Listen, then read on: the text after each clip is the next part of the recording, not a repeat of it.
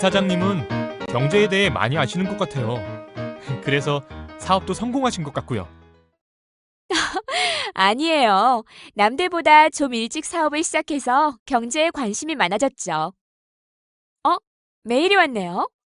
수업 전에 교수님 메일을 보는 건 참 즐거워요. 오늘은 또 어떤 내용을 보내셨을까? 대공황과 재정정책이라는 글이네요. 경제 안정화 정책과 관련된 얘기를 하시려나 본데요. 그러게요. 그럼 정리하고 수업에 들어가 볼까요?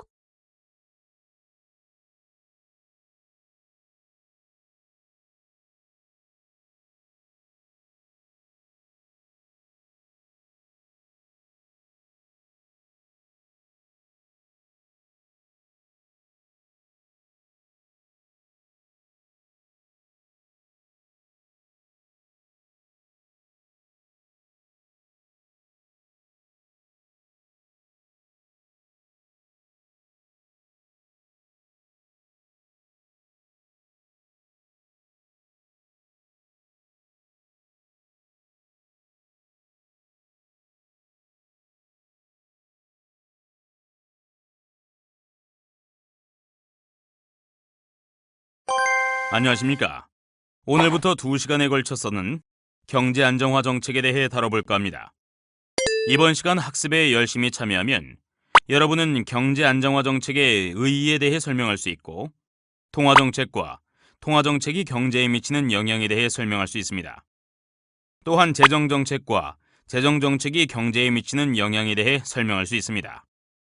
잠깐, 이것은 여러분이 학습하면서 파악해야 할 키워드니까 수업을 진행하면서 꼭 기억하세요. 왜 경제 안정화 정책이 필요한가? 네모란 총 수요를 잠재 생산 능력에 가깝게 조절하여 경기 변동의 진폭을 완화하려는 정책이다. 학습을 통해 정답이 무엇일지 맞춰 보세요.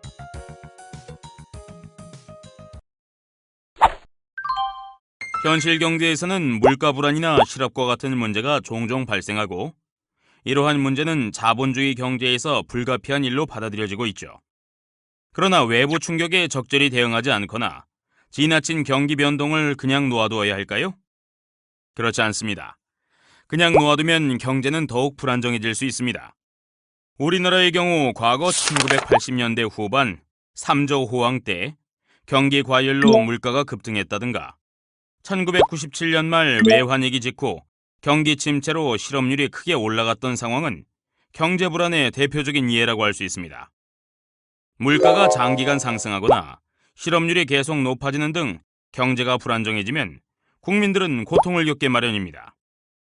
그래서 정부는 여러 가지 정책 수단을 써서 경제를 안정시키고자 노력하는데 이러한 정부의 정책적 노력을 경제 안정화 정책이라고 합니다. 경제 안정화 정책의 의미에 대해서는 클릭해서 살펴보시겠습니까? 총 수요를 잠재 생산 능력에 가깝게 조절하여 경기 변동의 진폭을 완화하려는 정책을 경제 안정화 정책이라고 하는군요. 네, 그래요. 그렇다면 경제 안정화 정책이 정부의 중요한 역할 가운데 하나로 굳어지게 된 것은 언제부터일까요? 1930년대 세계 경제가 혹독한 공황을 겪고 나서부터죠.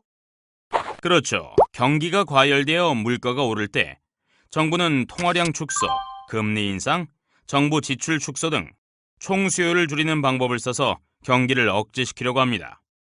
반대로 경기가 침체되어 실업자가 늘어날 때에는 통화량 확대, 금리 인하, 정부 지출 확대 등 총 수요를 늘리는 방법을 써서 경기를 부양하려고 합니다. 이처럼 경제 안정화 정책은 총 수요를 잠재 생산 능력에 가깝게 조절하여 경기 변동의 진폭을 완화하려는 정책이라는 점에서 흔히 총 수요 관리 정책 또는 경기 조절 정책으로도 불립니다. 총 공급 면에서의 안정화 정책도 생각해 볼 수 있으나 단기적으로 총 공급을 조절하는 정책 수단을 찾는 것은 현실적으로 쉬운 일이 아닙니다. 경제 안정화 정책은 크게 어떤 정책으로 구분되는지 아십니까? 통화정책과 재정정책으로 구분해요. 통화정책은 중앙은행이 통화량이나 금리를 조절하여 경제를 안정시키고자 하는 정책이고, 재정정책은 정부가 재정 지출이나 세금의 조정 등을 통하여 경제를 안정시키고자 하는 정책이죠. 네, 맞습니다. 두 정책에 대해서는 이후에 자세히 논의하기로 하겠습니다. 자, 그럼 다음 빈칸에 들어갈 말이 무엇인지 아시겠어요? 네, 경제 안정화 정책이란 용어가 들어가야 합니다.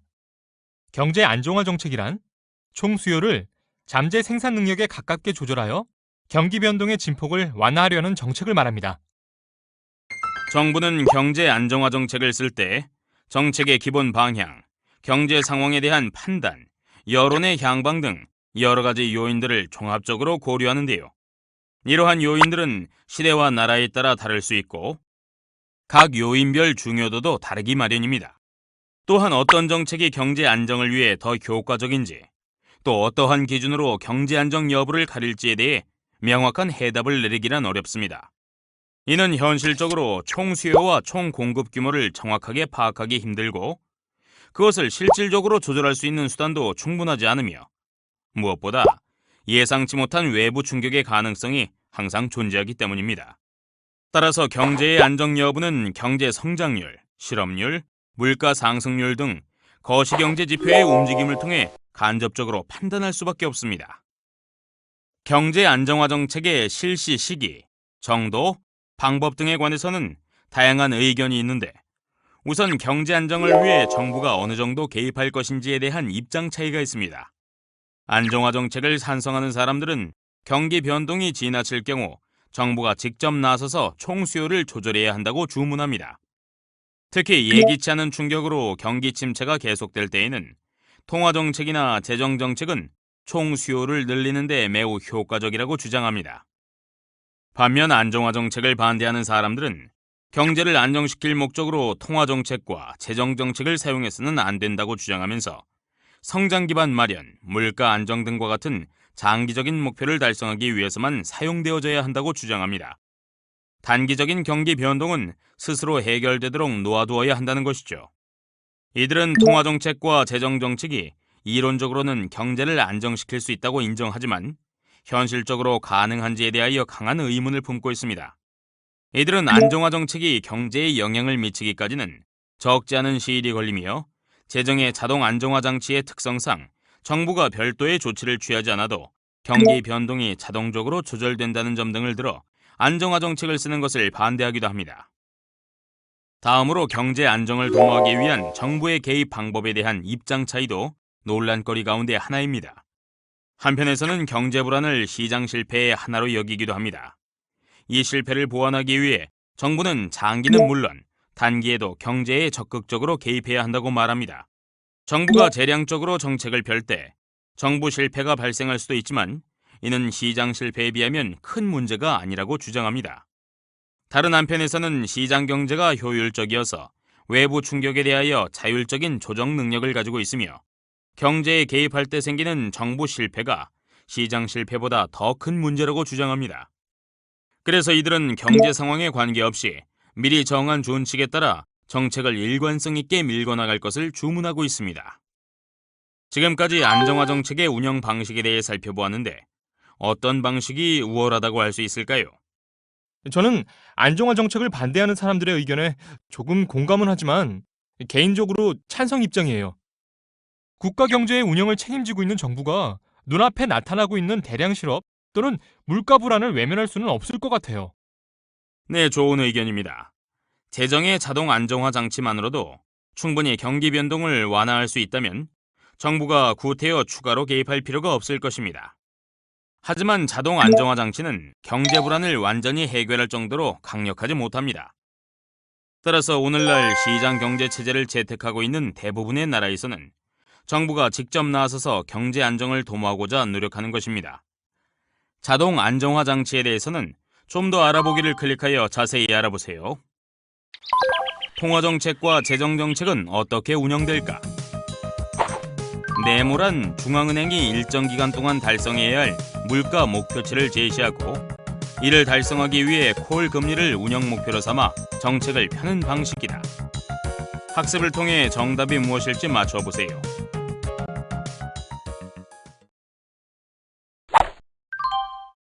앞에서 통화 정책의 정의에 대해 배웠던 것 기억하시죠? 경기의 과열이나 침체 없이 경제가 안정적으로 성장하기 위해서는 돈의 양이나 금리를 적정한 수준으로 조절하는 통화 정책이 매우 중요합니다. 그럼 이제 통화 정책에 대해 자세히 살펴보겠습니다. 통화 정책은 물가 안정, 경제 성장, 국제 수지 균형, 고용 및 금융 안정 등을 달성하는 것을 목표로 합니다. 통화 정책은 이 중에서도 특히 어디에 초점을 둘까요? 물가 안정 아닐까요? 물가가 안정되지 않고서는 경제 내의 불확실성을 줄일 수 없고 장기적인 경제 성장과 국제 수지 균형 등 다른 목표도 달성할 수 없기 때문이죠. 네, 맞습니다. 중앙은행이 활용하는 통화정책 수단은 직접 조절 수단과 간접 조절 수단으로 구분됩니다. 직접 조절 수단은 시장 원리보다 정책 당국의 행정적 권한에 의해 이루어지는 정책으로 은행 여수신 금리 규제, 대출 규모 통제 등이 있습니다. 간접 조달 수단은 중앙은행이 시중에 공급하는 돈의 양이나 금리를 변경함으로써 간접적으로 시중의 통화량을 조절하는 것이죠. 이전 수업 내용에서 소개해드렸는데 혹 기억나십니까?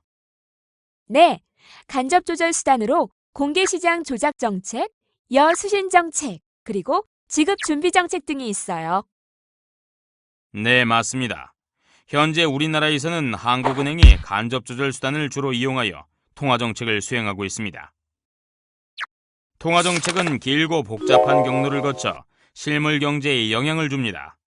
통화정책의 파급 경로에는 금리 경로, 자산 가격 경로, 환율 경로, 신용 경로 등이 있습니다. 각 용어에 맞는 설명을 찾아 연결해 보세요.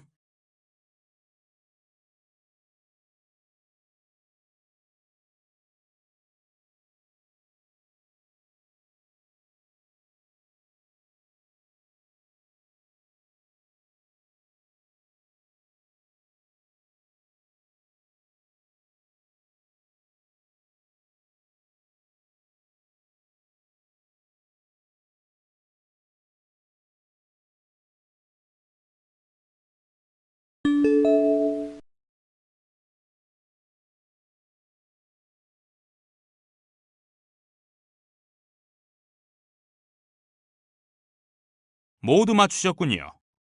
앞에 세 가지 경로의 공통점은 금융시장 가격 변수의 변동을 통해 정책 효과가 경제에 파급된다는 점이며, 신용 경로는 통화정책이 양적인 측면, 즉 은행 대출 규모에 영향을 미쳐 정책 효과가 경제에 전달된다는 점이 앞의 셋과 다릅니다. 그럼 금리 경로부터 살펴볼까요? 금리 경로는 정책 금리의 조정이 장단기 시장 금리와 금융기관의 여수신 금리를 변동시키고 나아가 소비와 투자 등 총수요와 물가에 영향을 미치는 경로를 말하는군요. 네, 중앙은행이 공개 시장 조작 등으로 통화량을 조절하면 콜 금리가 그 의도에 따라 즉시 반응합니다. 그러면 양도성 예금 증서 금리, 기업 어음 금리와 같은 90일 이내 만기의 단기 금리도 콜 금리와 거의 같은 방향으로 움직입니다. 이에 따라 장기 금리, 은행 여수신 금리도 차례로 변동합니다.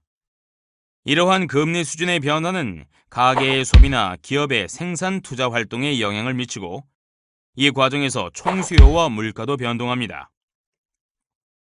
다음으로 중앙은행의 통화정책은 주식이나 부동산과 같은 자산의 가치를 변화시켜 총수요와 물가에 영향을 미칠 수 있습니다. 이러한 자산 가격 경로는 가계의 주식이나 부동산 보유가 증가하고 주식 발행을 통한 기업의 자금 조달이 늘어나면서 더욱 중요해졌습니다. 예를 들어 중앙은행의 금리 인하로 채권 수익률이 낮아지면 주식과 부동산에 대한 수요가 늘어나고 그 결과 이들 자산의 가격이 상승합니다. 이렇게 되면 그만큼 가계의 부가 커져 소비를 늘릴 수 있는 여력이 늘어날 것입니다. 또한 금리 인하로 주가가 오르면 기업의 시장 가치가 커져 기업들은 높은 가격으로 주식을 발행할 수 있고, 그 결과 상대적으로 더 적은 비용으로 더 많은 투자를 할 수 있게 되어 총수요가 증대됩니다. 환율 경로는 국제화가 진전되고 자유변동 환율 제도를 채택하는 나라들이 많아지면서 관심이 높아졌습니다. 정책금리 인하로 국내 금리가 하락하면 원화로 표시된 금융자산의 수익률이 떨어지게 됩니다. 그러면 사람들은 상대적으로 수익률이 높아진 달러와 표시금융자산을 사려고 하는데, 그렇게 하기 위해서는 원화를 팔고 달러화를 사야 합니다. 이는 원화의 초과 공급과 달러화의 초과 수요를 가져와 원화 가치를 떨어뜨리게 되고, 원화 환율의 상승은 달러화로 표시한 수출품 가격을 낮추는 반면 원화로 표시한 수입품 가격을 상승시키게 됩니다. 이러한 가격 변화로 수입은 줄어들고 수출은 늘어 경상수지가 개선됩니다. 또한 환율 상승은 수입 가격을 높여 국내 물가를 오르게 합니다. 마지막으로 신용 경로에 대해 살펴보겠습니다. 통화정책의 방향이 바뀌면 기업이나 가계에 대한 금융기관의 대출 태도가 달라지는데, 이 과정에서 소비와 투자가 변하고 물가가 영향을 받게 됩니다. 예를 들어 중앙은행이 통화량을 늘리면 금융기관은 대출할 수 있는 여력이 커집니다. 이를 이용해 금융기관이 대출을 늘리면 기업들은 이 돈으로 기계 설비를 사거나 공장을 짓는 등 투자를 더 많이 하고 가계도 소비를 늘리게 됩니다. 그 결과 경제 활동이 활발해지고 물가가 상승 압력을 받게 됩니다. 이와 같이 통화정책은 다양한 경로를 거쳐 경제 전반에 영향을 미치는데, 경제 상황에 따라 경로별로 영향의 크기가 달라질 수 있습니다. 통화정책이 결정되고 집행되는 제도적 장치를 통화정책 운영체계라 하는데, 구체적으로 살펴볼까요? 먼저 통화정책 운영체계의 4가지 요소에 대해 알아보겠습니다. 통화정책이 결정되고 집행되는 제도적 장치를 통화정책 운영체계라고 하는데, 구체적으로 4가지 요소를 포함하고 있습니다. 어떤 요소들이 있을지 생각해 보시겠습니까? 통화정책의 최종 목표가 있어요. 일반적으로 통화정책은 물가 및 고용 안정, 경제 성장, 국제 수지 균형, 금융 안정 등의 여러 가지 목표를 달성하고자 하고, 이 중에서도 가장 중요한 목표는 물가 안정이라고 교수님께서 설명해 주셨어요. 명목 기준 지표도 포함되어야 합니다. 예를 들면 통화량, 환율, 인플레이션 등이 있습니다. 통화정책의 제도에 관한 것도 필요하지 않을까요? 중앙은행이 어느 정도의 독립성, 그리고 투명성과 책임성을 갖고 있는지와 같은 제도적 요소들이요. 통화정책의 수단도 필요합니다. 중앙은행은 공개시장 조작 정책, 여수신 정책, 지급준비 정책 등의 정책 수단을 갖고 있죠. 네, 맞습니다. 덧붙이면 통화정책을 성공적으로 수행하기 위해 다양한 정보와 분석 수단을 활용하고 있습니다. 통화정책 운영체계의 구성 요소 가운데 첫 번째인 최종 목표나 셋째, 넷째 요소인 중앙은행의 독립성, 투명성, 책임성과 정책 수단의 종류 등은 본질적인 면에서는 나라마다 비슷합니다. 차이가 있다면 정도의 차이라고 할 수 있습니다. 그러나 두 번째 요소인 명목 기준 지표의 선택은 나라마다 확실한 차별성이 있습니다. 그래서 통화정책 운영체계의 형태는 보통 어떤 명목 기준 지표를 활용하느냐에 따라 달라집니다. 즉, 특정 통화량 지표를 목표로 하는 통화량 목표제, 환율을 목표로 하는 환율 목표제, 그리고 특정 물가 수준을 목표로 하는 물가 안정 목표제 등으로 구분됩니다. 우리나라는 1997년 말 외환위기 이전에는 통화지표를 중간 목표로 하는 통화량 목표제를 채택하였으나 1998년부터 물가 안정 목표제를 도입 운영하고 있습니다. 우리나라의 통화정책 운영 체계에 대해 좀 더 자세히 알아보겠습니다. 최종 목표 면에서는 물가 안정, 명목 기준 지표 면에서는 소비자 물가 상승률, 제도 면에서는 독립성, 투명성, 책임성의 강조, 정책 수단 면에서는 보다 선진화되고 시장 기능에 초점을 맞춘 수단과 분석 기법의 활용 등으로 특징 지을 수 있습니다. 우리나라가 채택하고 있는 물가 안정 목표제는 중앙은행이 일정 기간 동안 달성해야 할 물가 목표치를 미리 제시하고, 이를 달성하기 위해 단기 금리를 운영 목표로 정하여 통화정책을 펴는 방식입니다. 중앙은행은 통화량, 금리, 환율 등 여러 정보 변수를 활용하여 앞으로의 인플레이션을 예측하고 실제 물가 상승률이 목표치에 도달할 수 있도록 정책을 펴니다. 그리고 정책 운영 성과를 평가하고 시장의 기대와 반응을 반영하면서 정책을 수정해 나갑니다. 또한 한국은행은 금융시장의 발달로 금리의 기능이 활성화됨에 따라 통화량보다 금리를 중시하는 정책을 펴고 있습니다. 보다 구체적으로 말하면 기준금리를 발표하고 통화정책 수단을 이용하여 운영 목표인 콜 금리가 이에 일치하도록 하는 형태로 통화 정책을 실시하고 있습니다. 아, 그래서 한국은행은 매월 물가 변동, 실물 경기의 움직임, 금융 외환 시장 동향 등을 종합적으로 검토하여 기준금리 수준을 결정 공표하고 있는 것이군요. 자, 그럼 다음 빈칸에 들어갈 말이 무엇인지 아시겠어요? 네, 물가 안정 목표제가 들어가야 해요. 물가 안정 목표제란 중앙은행이 일정 기간 동안 달성해야 할 물가 목표치를 제시하고 이를 달성하기 위해 콜금리를 운용 목표로 삼아 정책을 펴는 방식이죠. 통화 정책에 대해서는 확실히 이해하셨습니까? 이제 다음 주제로 넘어가 보죠. 오늘날 정부는 경제 성장과 물가 안정, 국제 수지 균형 등과 같은 거시경제의 안정은 물론 소득 불균형 개선, 사회 복지 증진 등을 위한 여러 가지 기능을 수행하고 있습니다.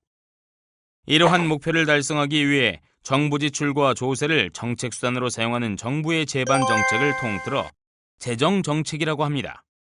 그러나 일반적으로는 소득 불균형 개선과 사회복지 증진을 위한 정책은 제외하고 정부 지출과 조세 수입의 양과 구조를 의도적으로 변화시켜 총 수요를 조절함으로써 경제 안정을 도모하려는 긴축적 또는 확장적 재정 활동에 한하여 재정 정책이라고 말하고 있습니다.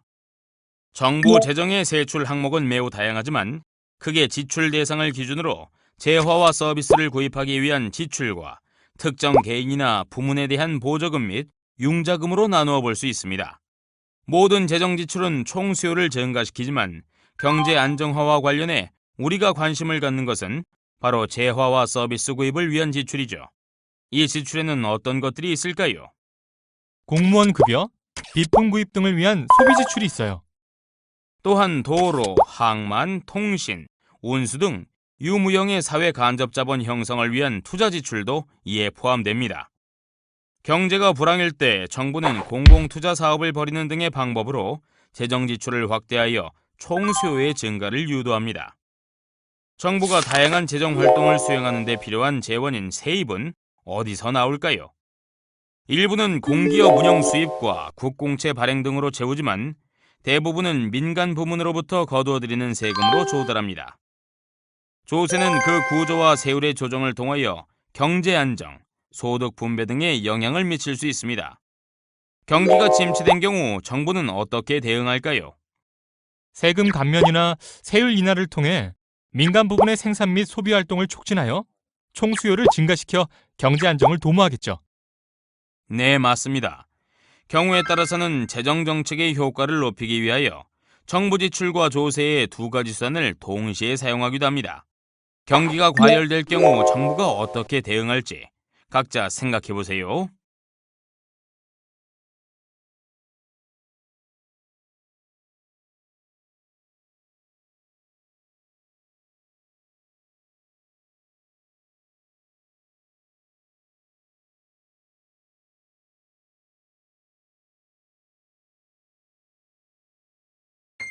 경제 안정을 위한 정부의 개입, 그 자체를 반대하는 사람도 있지만 현실에서는 거의 모든 나라들이 경제 안정을 도모하기 위해 적극적인 재정 정책을 활용하고 있습니다. 그런데 정부가 경제 안정화를 위해 재정 정책을 자주 쓰면 적자 재정을 경험하게 됩니다. 왜 그럴까요? 왜냐하면 현실에서 정부의 정책적 대응은 경기 과열일 때보다는 침체일 때에 더 자주 발생하는데 대부분 정부 지출의 증가로 나타나기 때문이에요. 한번 늘어난 정부 지출을 다시 줄이기는 매우 어려워 정책과 관련된 예산과 이를 담당하는 인력이 늘어나고 다시 지출 규모가 확대되는 악순환이 반복되기도 합니다. 그럼 정부가 재정 적자를 메우기 위해 어떠한 방법을 쓰는지 알아볼까요? 어떤 방법이 있을까요? 먼저 국민들로부터 세금을 더 거두어들이는 방법이 있을 것이고 중앙은행에서 차입하거나 국채를 발행하는 방법이 있겠죠? 네, 맞습니다. 참 열심히 공부하는군요. 세금 징수는 강제성을 띈 것으로 국회의 동의를 얻어 세법을 고쳐야 가능하기 때문에 생각처럼 간단한 문제가 아닙니다. 그것이 가능하다 하더라도 세금을 늘리는 것은 국민들의 조세 저항에 직면할 가능성이 높습니다. 특히 재정 적자가 발생하였을 때에는 이미 경기가 부진한 상황이기 때문에 혹시 조세 감면이라면 모를까 세금을 늘리는 것이 오히려 경기를 침체 상태로 떨어뜨릴 수 있어 집행하는 데 큰 어려움이 있겠죠. 중앙은행 자입을 통해 재정 적자를 보존하는 것이 정부 입장에서는 훨씬 쉬운 방법이지만 고스란히 통화량 증가로 나타나 물가 불안을 초래할 수 있습니다. 정부가 국채를 발행하여 필요한 자금을 마련하는 방법은 국채 발행에 따른 이자 부담은 결국 국민의 몫으로 조세 부담과 크게 다를 바 없습니다.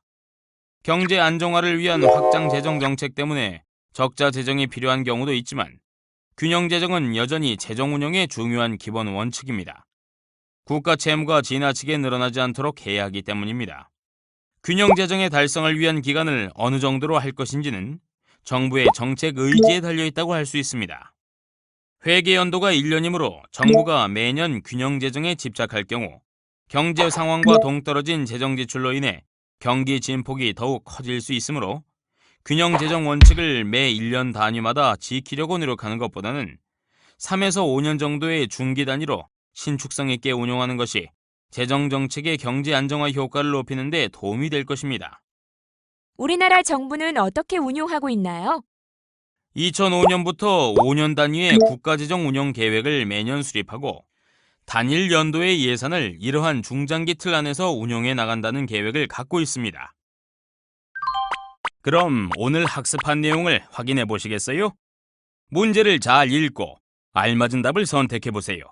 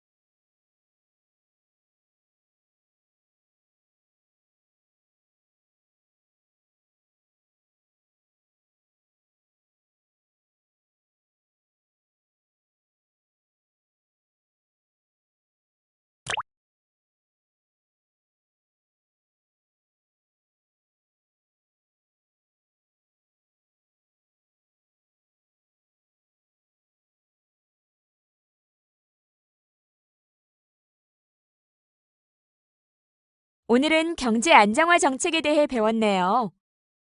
공부해야 할 게 참 많았네요. 이제야 정부와 한국은행이 경제 안정을 위해 하는 일에 관심을 갖게 되었어요. 잊기 전에 정리할 게 참 많아요.